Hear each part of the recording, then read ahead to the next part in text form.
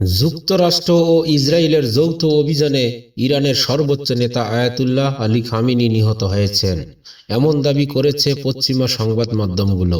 শনিবার ভোরে তেহরানে অত্যন্ত গোপন এক বৈঠকের সময় এই হামলা চালানো হয় বলে জানানো হয়েছে। ব্রিটিশ বার্তা সংস্থা রয়টার্স এবং মার্কিন গণমাধ্যম দ্য নিউ ইয়র্ক টাইমস এর প্রতিবেদনে বলা হয়েছে, মার্কিন কেন্দ্রীয় গোয়েন্দা সংস্থা সিআইএ ও ইসরায়েলি গোয়েন্দাদের তথ্যের ভিত্তিতে এই অভিযান পরিচালিত হয়। কয়েক মাস ধরেই খামেনির গতিবিধি নজরদারিতে রাখা হয়েছিল বলে মার্কিন সূত্র জানিয়েছে।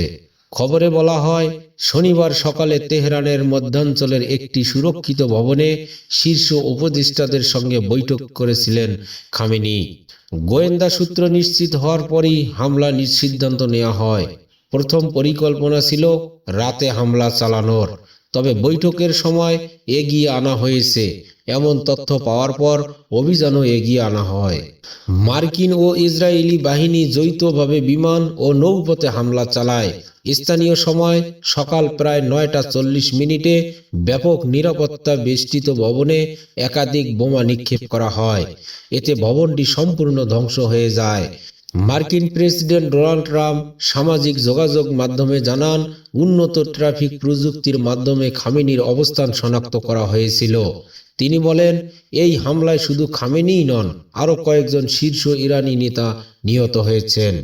ইসরায়েলের পক্ষ থেকেও দাবি করা হয়েছে, হামলায় ইরানের প্রতিরক্ষা পরিষদের সেক্রেটারি আলী শামখানি, আইআরজিসির কমান্ডার মোহাম্মদ পাকপুর সহ বেশ কয়েকজন গুরুত্বপূর্ণ সামরিক ও রাজনৈতিক ব্যক্তি নিহত হয়েছেন।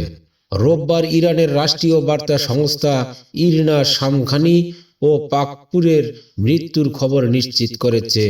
এছাড়া বিপ্লবী গার্ডের আয়রম্পের কোর্সের কমান্ডার সৈয়দ মজিদ মুসাভি, গোয়েন্দা উপমন্ত্রী মোহাম্মদ সিরাজিজ সহ প্রায় ৪০ জন কর্মকর্তা নিহত হয়েছেন বলে বিভিন্ন প্রতিবেদনে উল্লেখ করা হয়েছে। ফক্স নিউজ এজেন্সি জানিয়েছেন, খামেনির পরিবারের কয়েকজন সদস্য এ হামলায় প্রাণ হারিয়েছেন।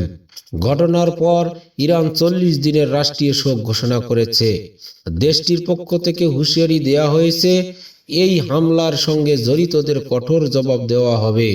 খামেনির উপদেষ্টা মোহাম্মদ মুখবার জানিয়েছেন, সংবিধান অনুযায়ী অ্যাসেম্বলি অব এক্সপার্টস দ্রুত নতুন সর্বোচ্চ নেতা নির্বাচন করবে।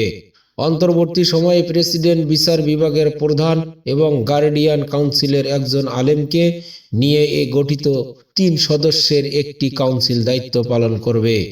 এদিকে সিআইএ মনে করেছে, খামেনির মৃত্যুর পর ক্ষমতার লড়াইয়ে ইসলামী রেভলিউশনারি গার্ড কর্পসের কট্টরপন্থীরা প্রভাবশালী হয়ে উঠতে পারে।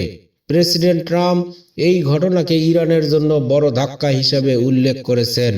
তার ভাষায়, এই ঘটনার মাধ্যমে নতুন কূটনৈতিক সমাধানের পথ তৈরি হতে পারে। সব মিলিয়ে এই হামলা শুধু ইরানের রাজনীতিতেই নয়, পুরো মধ্যপ্রাচ্যের নিরাপত্তা ও আন্তর্জাতিক সম্পর্কের ক্ষেত্রে বড় প্রভাব ফেলতে পারে বলে মনে করেছেন বিশ্লেষকরা।